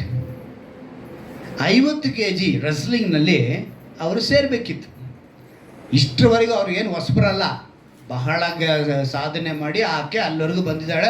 ಆದರೆ ಅಲ್ಲಿ ಅವ್ರು ಬರಬೇಕಿದ್ರೆ ಅವ್ರಿಗೆಲ್ಲ ರೆಗ್ಯುಲೇಷನ್ ಗೊತ್ತಿದ್ರೂ ಕೂಡ 2 kg ಜಾಸ್ತಿ ಆಗೋದು. ಸೊ ಒಂದು ರಾತ್ರಿ 24 ಗಂಟೆಯಲ್ಲಿ ಅದನ್ನು ಕಡಿಮೆ ಮಾಡಬೇಕಂತೇಳಿ ಆಕೆ ಮಾಡಿದಂಥ ಎಕ್ಸಸೈಸ ಇಲ್ವಂತೆ, ಎಲ್ಲ ಎಕ್ಸಸೈಸು ಮಾಡಿದ್ದಾಳೆ. ಮಾಡಿ ಕೊನೆಗೆ ಕೂದಲು ಕಟ್ ಮಾಡ್ಕೊಂಬಿಟ್ಲು. ಒಂದು ವೇಳೆ ಕೂದಲಿಂದ ನಮಗೆ ತೂಕ ಜಾಸ್ತಿ ಬರ್ಬೋದೇನೋ, ಕೂದಲು ಕಟ್ ಮಾಡೋದು ಅದು ಸಾಲದು ಅಂತೇಳಿ ತನ್ನ ಶರೀರದಲ್ಲಿ ರಕ್ತನ ಕೂಡ ತೆಗೆದು ಕೊನೆಗೆ 100 ಗ್ರಾಮ್ ಹೆಚ್ಚಿಗಿತ್ತಂತೆ. ಎಷ್ಟು ಗ್ರಾಮು? 100 ಗ್ರಾಮ್ ಹೆಚ್ಚಿಗಿದ್ದಕ್ಕೆ ಒಲಿಂಪಿಕ್ ಸ್ಪೋರ್ಟ್ಸಲ್ಲಿ ಆಕೆನ ಸೇರಿಸ್ಕೊಂಡಿಲ್ಲ, ಅನರ್ಹಗಳು ಅಂತೇಳಿ ತೆಗೆದುಹಾಕಿದ್ರು. ಇದು ಲೋಕ ಪ್ರಕಾರವಾಗಿರುವ ಸಾಧನೆಯ ಗುರುತುಗಳು. ಇಲ್ಲಿ ನೀನು ಎಷ್ಟೆಷ್ಟು ಜಾಸ್ತಿ ಆಗಿದೆಯಾ, ಆದರೆ ದೇವರು ನಿನ್ನ ತಿರಸ್ಕಾರ ಮಾಡಿದ್ದೀರಾ. ಇನ್ನೂ ನನ್ನ ಮಗ, ಇನ್ನೂ ನನ್ನ ಮಗಳು ಬದಲಾವಣೆ ಆಗ್ತಾರೆ, ಇವತ್ತಲ್ಲ ನಾಳೆ ಸಾಧನೆ ಮಾಡೇ ಮಾಡ್ತಾರೆ ಅಂತೇಳಿ 2024 ವರ್ಷ ಕಳೆದುಬಿಟ್ಟಿದ್ದಾರೆ. ಎಷ್ಟು ವರ್ಷ ಕಳೆದುಬಿಟ್ಟಿದ್ದಾರೆ? ಇವತ್ತಲ್ಲ ನಾಳೆ ನನ್ನ ಜನ ಸರೋಗ್ತಾರೆ, ನನ್ನ ಮಗಳು ಸರೋಗ್ತಾನೆ, ನನ್ನ ಮಗ ಸರೋಗ್ತಾನೆ, ನನ್ನ ಹತ್ರನೇ ಇರ್ತಾನೆ, ನಾನು ಅವನಿಗೆ ಅನೋಕನಂತ ಅವನೊಂದಿಗೆ ನಾನು ಇರ್ತೀನಿ ಅಂತೇಳಿ ದೇವರು ಪ್ರಯತ್ನ ಮಾಡ್ತಿದ್ದಾರೆ. ಆದರೆ ನಾವೇನು ಮಾಡ್ತಾ ಇದ್ದೀವಿ? ನೋ ಅಲ್ಲೇರಪ್ಪ, ಇನ್ನೂ ತುಂಬ ಕೆಲಸಗಳು ಪ್ರಪಂಚದಲ್ಲಿ ನಮ್ಗೆ ಬೇಕಾದಷ್ಟವೆ, ನಿನಗೇನಪ್ಪ ಅಂತ ಅವ್ರಿಗೆ ಹೇಳ್ತಾ ಇದ್ದೀವಿ. ದೇವರು ಅದಕ್ಕೆ ಎಚ್ಚರಿಕೆ ಪಡಿಸಿರ್ತಾರೆ. 1 ತಿಮೋಥೆಯು 1ನೇ ಅಧ್ಯಾಯದಲ್ಲಿ 18ನೇ ವಾಕ್ಯದ ಈ ರೀತಿ ಹೇಳಿದೆ, ನಂಬಿಕೆಯನ್ನು ಒಳ್ಳೆ ಮನಸ್ಸಾಕ್ಷಿಯನ್ನು ಅಂದರೆ ಮಗನಾದವನ ತಿಮೋಥೆಯನೇ, ನಿನ್ನ ವಿಷಯದಲ್ಲಿ ಮುಂಚೆ ಉಂಟಾದ ಪ್ರವಾದಗಳನ್ನು ನಾನು ನೆನೆಸಿ ನೀನು ಅವುಗಳಿಂದ ಧೈರ್ಯಗೊಂಡು ಕ್ರೈಸ್ತರ ದಿವ್ಯ ಯುದ್ಧವನ್ನು ನಡೆಸಬೇಕೆಂದು ನಿನಗೆ ಆಜ್ಞಾಪನೆ ಮಾಡುತ್ತೇನೆ. ದಿವ್ಯ ಯುದ್ಧ ಅಂತೆ, ಹೋರಾಟ.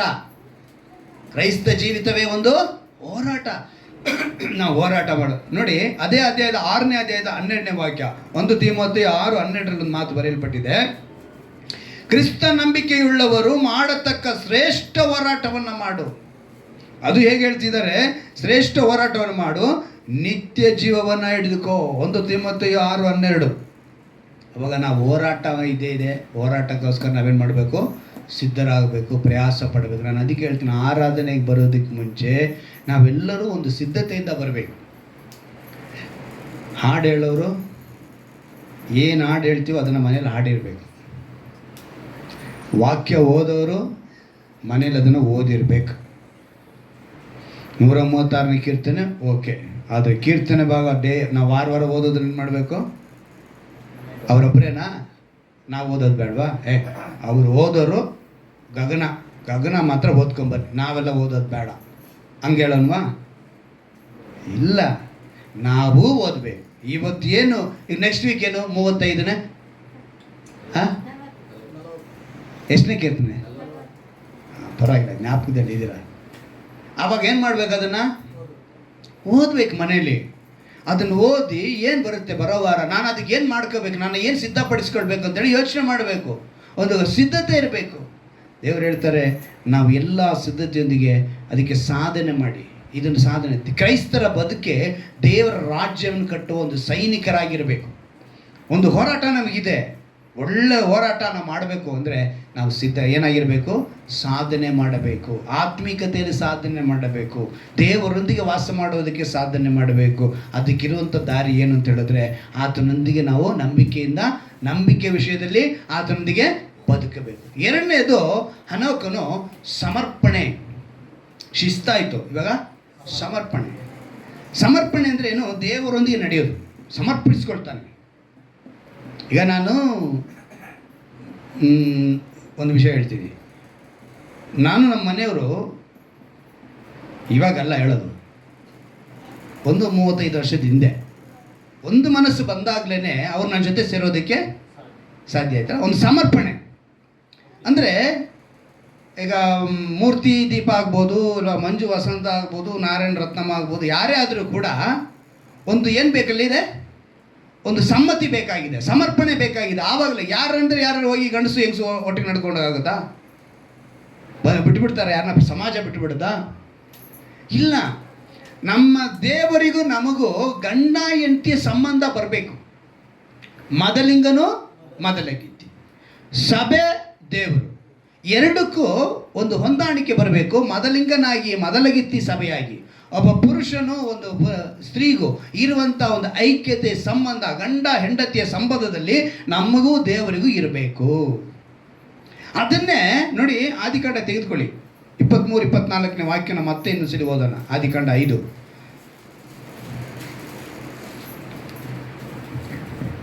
23-24. ಅವನು ಬಂದು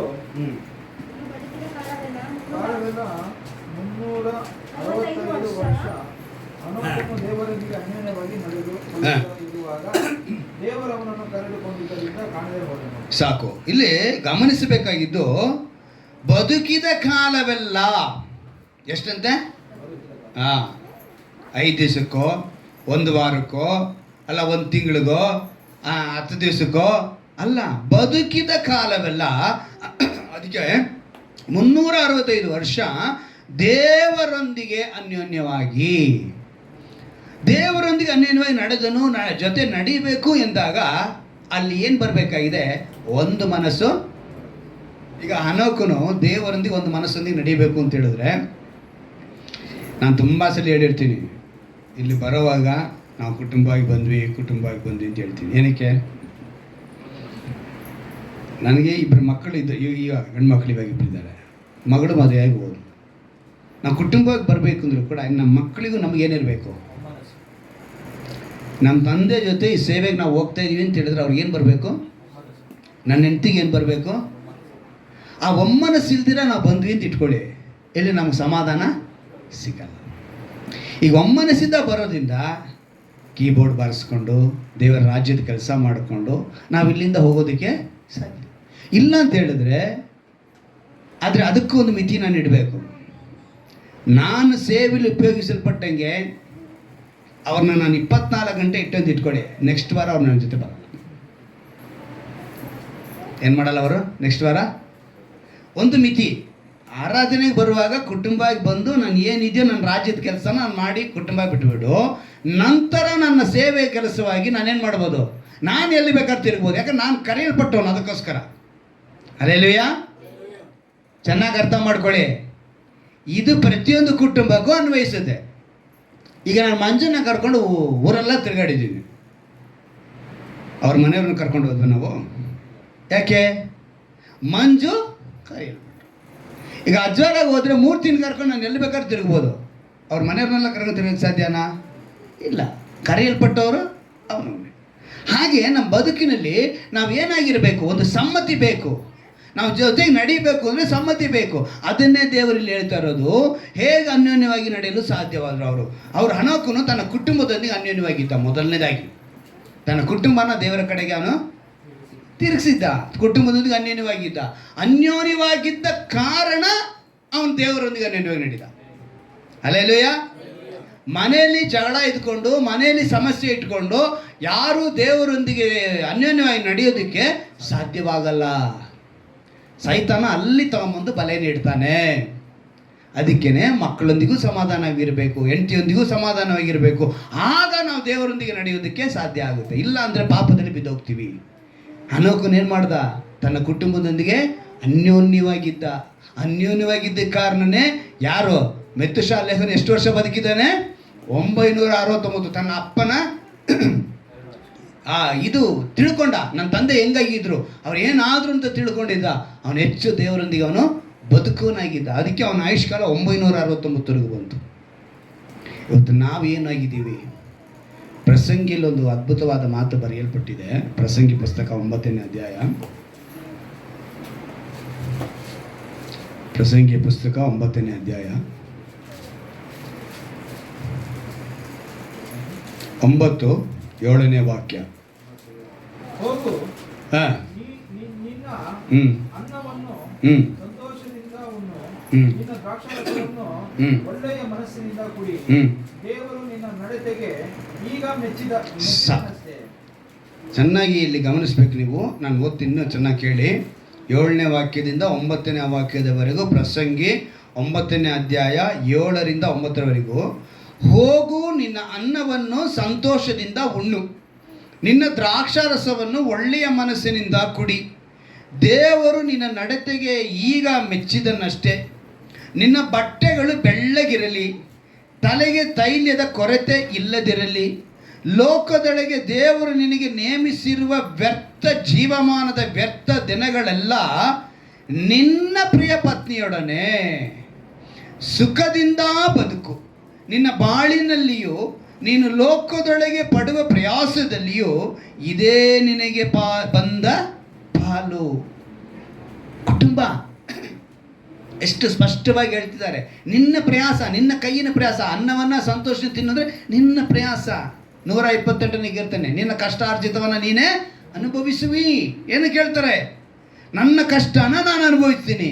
ನಂತರ ಹೇಳ್ಬಿಡಿದೆ, ದೇವರು ನಿನ್ನ ನಡತೆಗೆ ಈಗ ಮೆಚ್ಚಿದನಷ್ಟೇ. ನಿನ್ನ ಬಟ್ಟೆಗಳು ಹೆಂಗಿರಬೇಕು?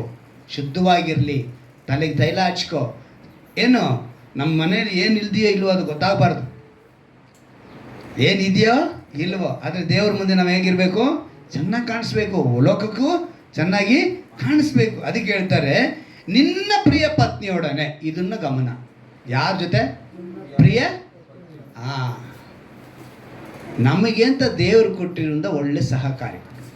ನಾನು ಅದಕ್ಕೆ ಯಾವಾಗಲೂ ನೆನೆಸ್ಕೊಳ್ತೀನಿ. ಯಾಕಂದರೆ ನಾವು ಕೊಟ್ಟಿರೋಂಥ ಕುಟುಂಬ, ಅದನ್ನು ನೆನೆಸಿ ನಾವು ಅನ್ಯೋನ್ಯವಾಗಿ ಹೋದರೆ ಖಂಡಿತವಾದ ದೇವರೇನು ಮಾಡ್ತಾರೆ? ನಮ್ಮನ್ನು ಅನ್ಯೋನ್ಯವಾಗಿ ನಡೆಯೋದಕ್ಕೆ ಸಹಾಯ. ನಿನ್ನ ಪತ್ನಿಯೊಡನೆ ಸುಖದಿಂದ ಬದುಕು, ನಿನ್ನ ಬಾಳಿನಲ್ಲಿಯೂ ನಿನ್ನ ಲೋಕದೊಳಗೆ ಪಡುವ ಪ್ರಯಾಸದಲ್ಲಿಯೂ ಇದೇ ನಿನಗೆ ಬಂದ ಪಾಲು. ಆಗ ಈ ವಾಕ್ಯನ ಹೇಳ್ತಿರೋಗೆ ದೇವ್ರು ಹೇಳ್ತಾರೆ, ಆ ನಡಿಬೇಕು ಅಂದರೆ ಒಂದು ಸಮ್ಮತ ಬೇಕು, ಒಂದು ಒಪ್ಪಿಗೆ ಬೇಕು, ಒಂದು ಪರ್ಮಿಷನ್ ಅಂತ ಹೇಳ್ತೀವಲ್ಲ, ಇದು ಬೇಕು ಅಂತ ಹೇಳಿದ್ರೆ ಅದಕ್ಕೆ ಆಮೋಸನ ಒಂದು ಗ್ರಂಥದಲ್ಲಿ ಒಂದು ಮಾತು ಬರೆಯಲ್ಪಟ್ಟಿದೆ. ಪ್ರವಾದಿ ಆಮೋಸನ ಗ್ರಂಥ 3ನೇ ಅಧ್ಯಾಯ. ಪ್ರವಾದಿ ಆಮೋಸನ ಗ್ರಂಥ 3ನೇ ಅಧ್ಯಾಯದಲ್ಲಿ 3ನೇ ವಾಕ್ಯವನ್ನು ಓದ್ತೀನಿ, ಗಮನ ಇಟ್ಟು ಕೇಳಿ. ಪ್ರವಾದಿ ಆಮೋಸನ ಪ್ರವಾದಿಯ ಗ್ರಂಥ. ಗೊತ್ತು ಮಾಡಿಕೊಳ್ಳದೆ ಇಬ್ಬರು ಜೊತೆಯಾಗಿ ನಡೆಯುವರು. ಏನಂತೆ? ಗೊತ್ತು ಮಾಡಿಕೊಳ್ಳದೆ. ಈ ಗೊತ್ತು ಮಾಡಿಕೊಳ್ಳದೆ ಅನ್ನೋ ಪದಕ್ಕೆ ಇನ್ನೂ ಒಂದು ಪದ ನಾವು ಉಪಯೋಗಿಸ್ಬೋದು, ಅಗ್ರಿಮೆಂಟ್ ಅಂತ ಹೇಳ್ಬೋದು. ಏನಂತ? KJV ಬೈಬಲ್ನಲ್ಲಿ ಅದನ್ನು ಯಾವ ರೀತಿ ಬರೆದಿದ್ದಾರೆ ಅಂಥೇಳಿ ನಾವು ಗಮನಿಸುವಾಗ ಅದು ಒಪ್ಪಂದ ಅಥವಾ ಸಮ್ಮತಿ, ಅನುಮತಿ, ಗೊತ್ತು ಮಾಡಿಕೊಳ್ಳದೆ ನಡೆಯಲು ಸಾಧ್ಯವೇ. ಇಬ್ಬರು ಜೊತೆಗೆ ನಡಿಬೇಕು ಅಂದರೆ ಏನು ಬೇಕು? ಒಂದು ಒಪ್ಪಂದ ಬೇಕು, ಒಂದು ಸಮ್ಮತಿ. ಅಲ್ಲಿಗೆ ದೇವರು ಅವನ ಜೊತೆಗೆ ನಡಿಬೇಕು ಅಂದರೆ ಏನು ಮಾಡ್ಕೊಂಡಿದ್ದಾರೆ? ಒಪ್ಪಂದ ಮಾಡ್ಕೊಂಡಿದ್ದಾರೆ. ಈಗ ನಾನು ಅವ್ರ ಜೊತೆ ಒಪ್ಪಂದ ಮಾಡ್ಕೋಬೇಕು ಅಂದರೆ ಅವ್ರು ಎಂಥವ್ರು ಅಂತ ತಿಳ್ಕೊಂಡ ಮೇಲೆ ನಾನು ಒಪ್ಪಂದ ಮಾಡೋದು. ನನ್ನ ಜೊತೆ ನಡೆಯೋರು ಎಂಥವ್ರಾಗಿರಬೇಕು ಅದನ್ನು ನಾನು ತೀರ್ಮಾನ ಮಾಡ್ತೀನಿ. ನಾನು ತೀರ್ಮಾನ ಮಾಡಿ ಅವ್ರ ಜೊತೆಗೆ ನಾನು ನಡೀತೀನಿ. ಎಲ್ಲಿಗೆ ಹೋಗ್ಬೇಕಾದ್ರೆ ಅಷ್ಟೇ, ಒಂದು ಕೆಲಸಕ್ಕೆ ಹೋಗ್ಬೇಕಾಗಿರ್ಬೋದು ಅಥವಾ ಬರಬೇಕಾಗಿರ್ಬೋದು, ಒಂದು ಒಬ್ಬರ ಹತ್ರ ಮಾತನಾಡಬೇಕಾಗಿರೋದು, ಅವ್ರು ಯಾರು, ಆತ ಎಂಥವನಾದರೂ ಪರವಾಗಿಲ್ಲ ಅಂತೇಳಿ ನಾವು ಯಾರು ಮಾಡಲ್ಲ, ಜೊತೆ ಸೇರಲ್ಲ. ಇಲ್ಲಿ ಆಮೋಸನ ಮುಖಾಂತರ ದೇವ್ರು ನಮ್ಗೆ ತಿಳಿಯಪಡಿಸ್ತಾರೆ ಏನಂದರೆ, ಹನೋಕನು ದೇವರೊಂದಿಗೆ ಒಪ್ಪಂದ ಪಡೆಯೋದಕ್ಕೆ ಅವನು ಏನಾಗಿದ್ದಾನೆ? ಗೊತ್ತು ಮಾಡಿಕೊಂಡ, ಅಂದರೆ ಅಗ್ರಿಮೆಂಟ್ ಮಾಡ್ಕೊಂಡಂಗೆ, ನಾನು ಇವರು ಒಂದು ಒಳ್ಳೆ ಸಂಗಾತಿಯಾಗಿರ್ತೀವಿ, ಜೊತೆಯಾಗಿರ್ತೀವಿ ಅಂಥೇಳಿ ಆ ರೀತಿಯಾಗಿ ಸಂಬಂಧ ಮಾಡ್ಕೊಂಡಂತೆ. ಕೀರ್ತನೆಗಳು 23ನೇ ಅಧ್ಯಾಯ 4ನೇ ವಾಕ್ಯದಲ್ಲಿ ಹೇಳಲ್ಪಟ್ಟಿದೆ, ಗಾಢ ಅಂಧಕಾರ ಅಂದರೆ ಅಂಧಕಾರದಲ್ಲಿ ನಡೆಯುವಾಗಲೂ ಕೂಡ ದೇವರೇನು ಮಾಡ್ತಾರೆ? ನಮ್ಮ ಜೊತೆಗೆ ಇರ್ತೀನಿ ಅಂತ ಮಾತು ಕೊಟ್ಟಿದ್ದಾರೆ. ಅವಾಗ ಅವ್ರು ಎಲ್ಲ ಸಮಯದಲ್ಲಿ ನಮ್ಮ ಜೊತೆಗೆ ಇರ್ತಾರೆ. ಇನ್ನೂ ಒಂದು ವಿಷಯನೇ ನಾನು ನಿಮ್ಗೆ ತಿಳಿಸ್ತೀನಿ. ರೂತಳ ಪುಸ್ತಕದಲ್ಲಿ ಒಂದು ಅದ್ಭುತವಾದ ಮಾತು ಬರೆಯಲ್ಪಟ್ಟಿದೆ. ರೂತಳು ಹೇಳ್ತಾಳೆ ನವೋಮಿಗೆ, ತನ್ನ ಅತ್ತೆಗೆ, ನಿನ್ನ ಜನರೇ ನನ್ನ ಜನರು. ಏನಂತ ಹೇಳ್ತಾಳೆ? ನಿನ್ನ ಜನರೇ ನನ್ನ ಜನರು, ನಿನ್ನ ದೇವರೇ ನನ್ನ ದೇವರು, ಮರಣದಿಂದಲ್ಲದೆ ನಿನ್ನಿಂದ ನನ್ನ ಬೇರೆ ಅಗಲ ಮಾಡೋದಕ್ಕೆ ಸಾಧ್ಯವಿಲ್ಲ. ನನ್ನ ದಯವಿಟ್ಟು ಹೋಗು ಅಂತೇಳಿ ಹೇಳ್ಬೇಡ. ಕಾರಣ ಏನು? ರೂತಳು ತನ್ನ ಅತ್ತೆಯೊಂದಿಗೆ, ನವೋಮಿಯೊಂದಿಗೆ ಸಮ್ಮತಿ, ಒಪ್ಪಂದ, ಅಂದರೆ ತನ್ನನ್ನು ಸಮರ್ಪಿಸಿಕೊಳ್ತಾ ಇದ್ದಾಳೆ. ಹನೋಕನ ಹೇಗೆ ದೇವರಿಗೆ ಸಮರ್ಪಿಸಿಕೊಂಡಂತೆ ಆ ರೀತಿಯೇ ರೂತಳು ಕೂಡ ಸಮರ್ಪಿಸಿಕೊಂಡಳು. ಅಂದರೆ ಒಂದು ಸಮರ್ಪಣೆ ಬೇಕಾಗಿದೆ. ಆಕೆಗಿದ್ದಂಥ ಗುಣ ನೋಡಿದ್ರೆ ಎಷ್ಟು ಅಂದವಾಗಿ, ನಿನ್ನ ಜನರೇ ನನ್ನ ಜನರು, ನಿನ್ನ ದೇವರೇ ನನ್ನ ದೇವರು, ನಾನು ಮರಣವಲ್ಲದೆ ನಿನ್ನ ಬೇರೆಂದು ನನ್ನನ್ನು ದೂರ ಮಾಡೋದಕ್ಕೆ ಈ ಸಾಧ್ಯ ಆಗಬಾರ್ದು ಅಂಥೇಳಿ ಒಂದೊಂದು. ಆದರೆ ಓರಗಿತ್ತಿ ಓರ್ಫಾ ಅವಳೇನು ಮಾಡಿದ್ಲು? ಅತ್ತೆ ಹೇಳಿದ ತಕ್ಷಣ ಬಿಟ್ಟುಬಿಟ್ಟು ಹೊಟ್ಟೋದ್ಲು. ಇವತ್ತು ನಾವು ಆ ರೀತಿ ಬದುಕಬಾರ್ದು, ಓರ್ಫಳಂತೆ ನಾವು ಬದುಕಬಾರ್ದು. ದೇವರೊಂದಿಗೆ ಅನ್ಯೋನ್ಯವಾಗಿ ನಡೆಯೋದಕ್ಕೆ ಒಂದು ಸಮ್ಮತಿ ನಮಗೆ ಬೇಕು. ಈಗ ಹನೋಕನಲ್ಲಿ ಇದ್ದಂಥ 3ನೇದು ವಿಶಿಷ್ಟವಾದ ಗುಣ ಇದೇ, ಬಹಳ ಮುಖ್ಯವಾದದ್ದು, ಪ್ರತಿಷ್ಠೆ. ಹನೋಕನು ತನ್ನ ಪ್ರತಿಷ್ಠಿಸಿಕೊಳ್ತಾನೆ. ಇಬ್ರಿಯರಿಗೆ ಬರೆದ ಪತ್ರಿಕೆ 11ನೇ ಅಧ್ಯಾಯ, ಇಬ್ರಿಯರಿಗೆ ಬರೆದ ಪತ್ರಿಕೆ ಇದು ನಂಬಿಕೆಯರ ಪಟ್ಟಿ. ಅದರಲ್ಲಿ ಅವನಿಗೆ 2ನೇ ಸ್ಥಾನ. ಇಬ್ರಿಯರಿಗೆ ಬರೆದ ಪತ್ರಿಕೆ 11ನೇ ಅಧ್ಯಾಯ 5ನೇ ವಾಕ್ಯವನ್ನು ಗಮನಿಸುವಾಗ, ಹೆನೋಕನು ಮರಣವನ್ನು ಅನುಭವಿಸದೆ ಒಯ್ಯಲ್ಪಟ್ಟಿದ್ದು ನಂಬಿಕೆಯಿಂದಲೇ. ಅವನನ್ನು ದೇವರು ತೆಗೆದುಕೊಂಡು ಹೋದುದರಿಂದ ಅವನು ಯಾರಿಗೂ ಸಿಕ್ಕಲಿಲ್ಲ. ಅವನು ಒಯ್ಯಲ್ಪಡುವುದಕ್ಕಿಂತ ಮೊದಲು ದೇವರಿಗೆ ಮೆಚ್ಚುಗೆಯಾದವನಾಗಿದ್ದನೆಂದು ಸಾಕ್ಷಿ ಉಂಟು. ಅವನು ಅನ್ಯೋನ್ಯವಾಗಿ ನಡೆಯೋದಕ್ಕೆ ಏನು ಸಾಕ್ಷಿ ದೇವರು ಹೇಳ್ತಿದ್ದಾರೆ ಅಂತ ಹೇಳಿ ಅಲ್ಲಿ ಹೇಳಿದ್ರೆ, ಅವನು ಹೆಂಗಿದ್ದಾನೆ? ನಂಬಿಕೆಯಿಂದ ನನ್ನ ದೇವರು ಯಾವತ್ತೂ ನನ್ನ ಕೈ ಬಿಡಲ್ಲ, ಯಾವಾಗಲೂ ನನ್ನ ಜೊತೆ ಇರ್ತಾರೆ ಅನ್ನೋ ನಂಬಿಕೆ ಅವನಿಗಿತ್ತು. ಅದಕ್ಕೇನೆ ನೆಕ್ಸ್ಟ್ ಆಗಿ ನೋಡಿ, ನಂಬಿಕೆ ಇಲ್ಲದೆ ದೇವರನ್ನ ಮೆಚ್ಚಿಸುವುದು ಅಸಾಧ್ಯ. ನಂಬಿಕೆ ಬಹಳ. ಅವನು ಪ್ರತಿಷ್ಠಿಸಿಕೊಂಡ ಅಂದರೆ ತನ್ನನ್ನು ತಾನೇ ಸಮರ್ಪಿಸಿಕೊಂಡ, ತನ್ನನ್ನು ತಾನೇ ಶಿಸ್ತಿನಲ್ಲಿ ಬೆಳೆಸ್ಕೊಂಡ ಅಂತ ಹೇಳಿದ ಕಾರಣ ಏನು ಅಂತ ಹೇಳಿದ್ರೆ, ಅವನು ದೇವರ ಮೇಲಿಟ್ಟಂಥ ನಂಬಿಕೆ.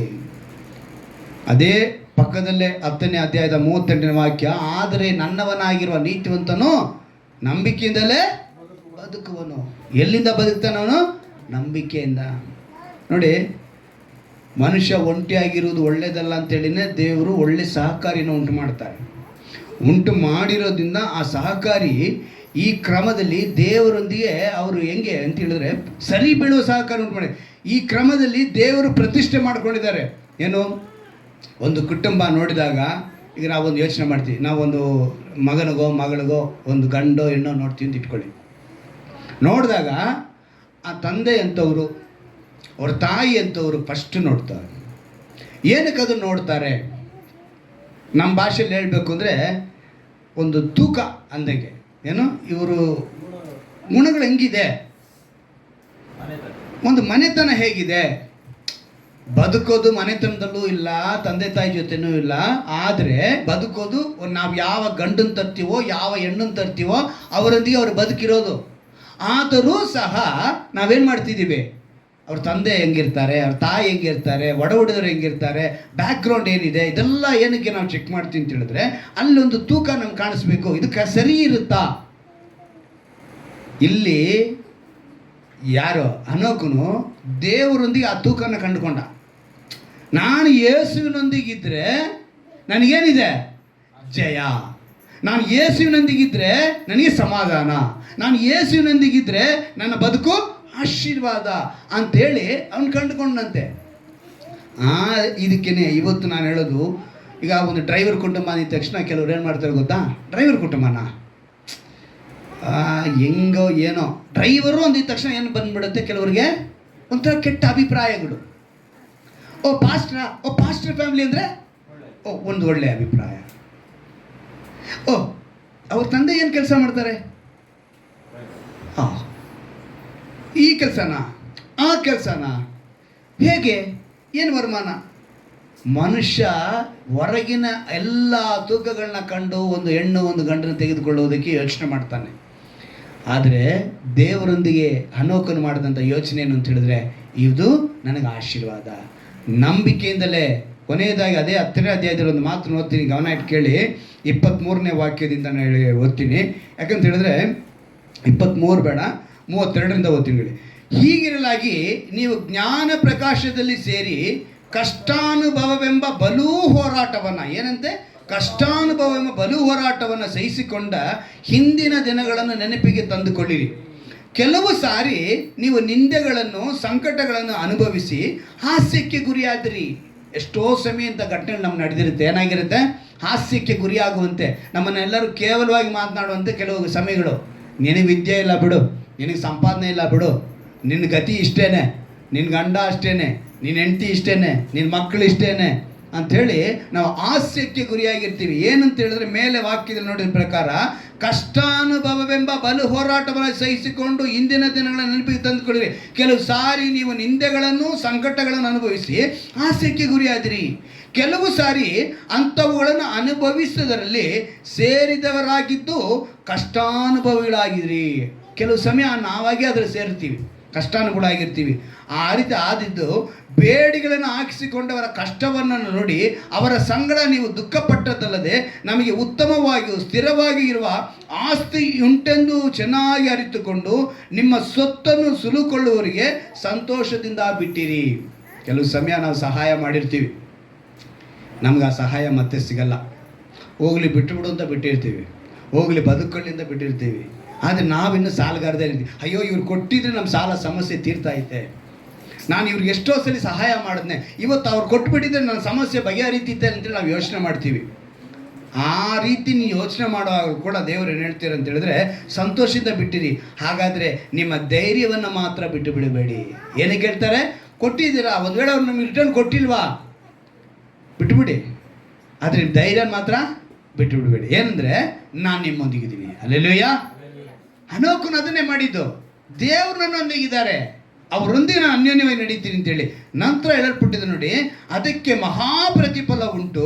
ದೇವರ ಚಿತ್ತವನ್ನು ನೆರವೇರಿಸಿ ವಾಗ್ದಾನದ ಫಲವನ್ನು ಹೊಂದಬೇಕಾದ್ರೆ ನಿಮಗೆ ತಾಳ್ಮೆ ಬೇಕು. ಹಲ್ಲೆಲೂಯಾ. ವಾಗ್ದಾನದ ಫಲ ಬೇಕಾದ್ರೆ ನಮ್ಗೆ ಏನು ಬೇಕು? ತಾಳ್ಮೆ ಬೇಕು. ಹನೋಕನು ತಾಳ್ಮೆಯಿಂದ ಇದ್ದ. ಅವನ ಬದುಕಿನಲ್ಲಿ ದೇವರು ಅನ್ಯೋನ್ಯವಾಗಿ ನಡೆದರು. ಹನೋಕ ಅಂತ ಹೇಳಿದ್ರೆ ಶಿಸ್ತು, ಸಮರ್ಪಣೆ, ಪ್ರತಿಷ್ಠೆ. ಒಂದು ಶಿಸ್ತು ಇರಬೇಕು, ಡಿಸಿಪ್ಲಿನ್ ಇರಬೇಕು. ಒಬ್ಬ ಆರ್ಮಿ, ಒಬ್ಬ ವಿಶೇಷ ದಳ ಹೇಗೆ ತನ್ನ ದೇಶಕ್ಕಾಗಿ ಶಿಸ್ತಾಗಿ ಬದುಕ್ತಾನೆ, ನೀನು ಶ್ರೇಷ್ಠ ಹೋರಾಟವನ್ನು ಓಡು. ಆ ಶ್ರೇಷ್ಠ ಹೋರಾಟವನ್ನು ಓಡ್ತಿರ್ಬೇಕಾದ್ರೆ ನೀನು ಗುರಿ ಮುಟ್ಟೋದಕ್ಕೆ ಓಡಬೇಕು. ಆ ಗುರಿ ಮುಟ್ಟೋದಕ್ಕೆ ಓಡುವನು ನೀನೇನು ಮಾಡಬೇಕು?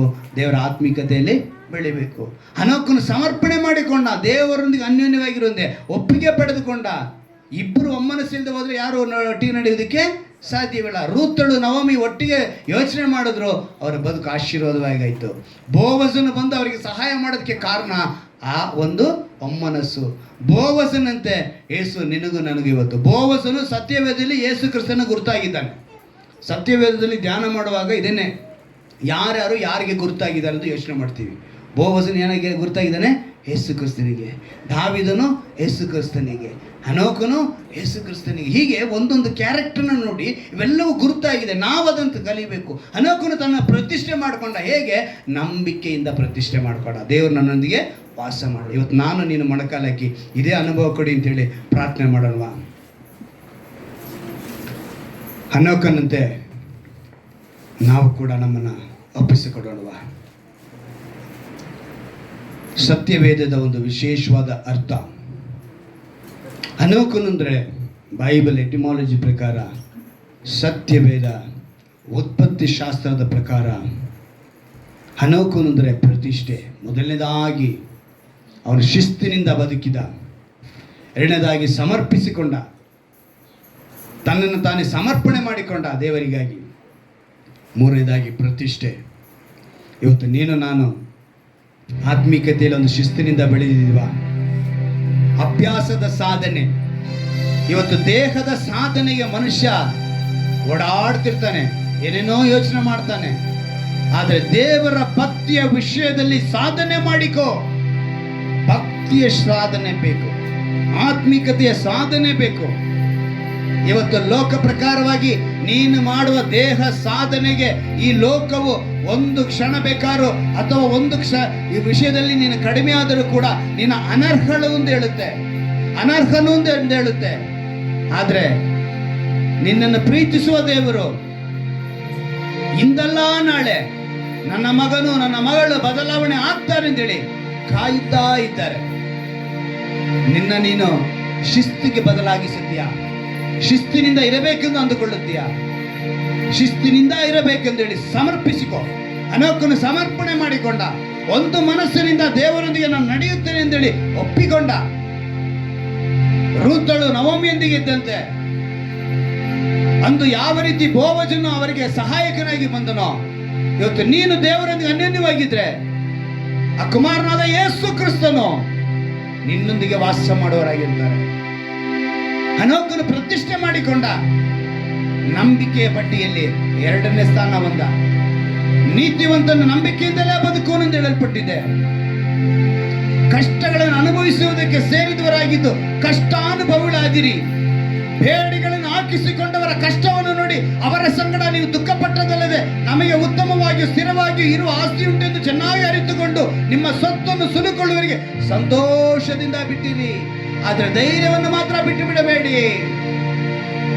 ಧೈರ್ಯವನ್ನು ಬಿಟ್ಟು ಬಿಡಬೇಡಿ. ಯಾಕೆಂದ್ರೆ ಯೇಸು ನಿನ್ನೊಂದಿಗೆ ವಾಸ ಮಾಡುತ್ತಾರೆ. ಯೇಸು ನಿನ್ನೊಂದಿಗೆ ಬದುಕಲು ಆಸೆ ಪಡುತ್ತಿದ್ದಾರೆ. ಹನೋಕನಂತೆ ನಿನ್ನನ್ನು ಪ್ರತಿಷ್ಠೆ ಮಾಡಿಕೊಳ್ತೀಯಾ? ಆ ನಂಬಿಕೆಯಲ್ಲಿ ಪ್ರತಿಷ್ಠೆ ಮಾಡಿಕೋ. ನಂಬಿಕೆ ಇಲ್ಲದೆ ದೇವರನ್ನು ಮೆಚ್ಚಿಸುವುದು ಅಸಾಧ್ಯ. ಹನೋಕನು ಮರಣವನ್ನ ಕಾಣದೆ ಅವನ ಮರಣವನ್ನು ಅನುಭವಿಸುವುದೇ ಒಯ್ಯಲ್ಪಟ್ಟಿದ್ದು ನಂಬಿಕೆಯಿಂದಲೇ. ಇವತ್ತು ನಾವು 2ನೇ ಮರಣಕ್ಕೆ ತಪ್ಪಿಸಿಕೊಳ್ಳಬೇಕಂದ್ರೆ ಹನೋಕನಿಂದ ನಂಬಿಕೆ ಇರಬೇಕು. ನಮಗೆಲ್ಲರೂ ಶರೀರ ಪ್ರಕಾರವಾದ ಮರಣ ಉಂಟು, ನಾವು ಯಾರು ಅದರಿಂದ ತಪ್ಪಿಸಿಕೊಳ್ಳುವುದಿಲ್ಲ. ಆದರೆ 2ನೇ ಮರಣದಿಂದ ತಪ್ಪಿಸಿಕೊಳ್ಳುವುದಕ್ಕೆ ನಮಗೆಲ್ಲರಿಗೂ ಕೊಡಲ್ಪಟ್ಟವನೇ ಯೇಸು ಕ್ರಿಸ್ತನು. ನೀನು ಆತನ ಮಗನಾಗಿ ಮಗಳಾಗಿದ್ದರೆ 2ನೇ ಮರಣದಿಂದ ತಪ್ಪಿಸಿಕೊಳ್ಳುತ್ತೀಯ. ಪರಲೋಕವನ್ನ ನಿತ್ಯ ಜೀವವನ್ನ ಪಡೆದುಕೊಳ್ಳುತ್ತೀಯ. ನಿತ್ಯ ಜೀವವನ್ನ ಹಿಡಿದುಕೊಳ್ಳುವುದಕ್ಕಾಗಿ ನಾವು ಓಡುವ ಒಂದು ಹೋರಾಟ ಹನೋಕನಂತೆ ಇರಲಿ. ದೇವರೇ, ಹನೋಕನಂತೆ ನಮಗೆ ಅನುಭವನ ಕೊಡಿ ಅಂತೇಳಿ ಯಾರ್ಯಾರು ಒಪ್ಪಿಸಿಕೊಡುತ್ತಿದ್ದಾರೋ ಅವರೆಲ್ಲರನ್ನು ನೀನು ಮುಟ್ಟಬೇಕನ್ನ ನಾನು ಪ್ರಾರ್ಥಿಸ್ತೇನೆ ರಾಜ. ಇವತ್ತು ನೀನು ಮುಟ್ಟುತ್ತೀಯಪ್ಪ. ನಾನು ಹನೋಕನಂತೆ ಬದುಕಬೇಕೆಂದು ಯಾರ್ಯಾರು ಒಪ್ಪಿಸಿಕೊಡುತ್ತಿದ್ದಾರೋ ಅವ್ರನ್ನ ಮುಟ್ಟು ಕರ್ತಾನೆ, ಆಶೀರ್ವಸು, ಬಲಪಡಿಸು ಕರ್ತಾನೆ. ಹನೋಕನೊಂದಿಗೆ ನಿನ್ನ ಅನ್ಯೋನ್ಯತೆ ಹೇಗಿತ್ತೋ ಹಾಗೆ ನಮ್ಮೊಂದಿಗೆ ನೀನು ಅನ್ಯೋನ್ಯತೆ ಇರಬೇಕಂದ್ರೆ ನಾವು ಬೇಡುತ್ತೇವೆ ರಾಜ. ನಮ್ಮೊಂದಿಗೆ ವಾಸ ಮಾಡೋದಕ್ಕಾಗಿ ಸ್ತೋತ್ರ. ಬಲಪಡಿಸು, ಆಶೀರ್ವಸು. ಪ್ರತಿಯೊಬ್ಬರು ವಾಕ್ಯದಿಂದ ಬಲ ಹೊಂದುವಂತೆ, ವಾಕ್ಯದಲ್ಲಿ ಇನ್ನೂ ಹೆಚ್ಚಾಗಿ ಸೇರುವಂತೆ, ವಾಕ್ಯಕ್ಕೆ ಒಪ್ಪಿಸಿಕೊಟ್ಟವರಾಗಿ ಬದುಕುವಂತೆ ಕೃಪೆ ಮಾಡಿಕೊಂಡು ನೀನು ಆ ರೀತಿ ನಡೆಸುವುದಕ್ಕಾಗಿ ಸ್ತೋತ್ರ. ನಮ್ಮ ರಕ್ಷಕನು ವಿಮೋಚಕನಾಗಿರುವ ಯೇಸು ಕ್ರಿಸ್ತನ ನಾಮದಲ್ಲಿ ಪ್ರಾರ್ಥಿಸಿ ಬೇಡಿ ಅಂತ ಹೇಳುತ್ತಾರೆ.